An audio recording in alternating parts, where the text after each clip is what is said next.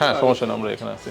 আপনি এই যে ব্লেন্ডার যেটা, ব্লেন্ডার, হ্যাঁ ব্লেন্ডার, আপনার এই সিলিং ফ্যান, তারপরে হলো আপনার ওই এয়ার কন্ডিশনার, আয়রন, গিজার। আচ্ছা ঠিক আছে, কাগজগুলো দেখেন। এই গিজারটা হচ্ছে চাইনিজ লোকাল থেকে, এটা হচ্ছে তিলোত্তমা টেসিটা হচ্ছে, যেটাই হোক না কেন আপনি দেখেন। হ্যাঁ ইম্পোর্টেড তো আর কি, ইম্পোর্টেড ইম্পোর্টেড। এই ইলেকট্রিক কেটলিও দেখাবেন।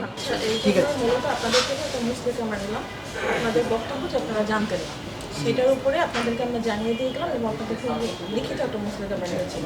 এরপরে কিন্তু বলার সুযোগ থাকবে না যে আমরা জানি না, ঠিক আছে, কারণ আপনাদের লিখিত ডকুমেন্টসটা আমাদের কাছে আছে।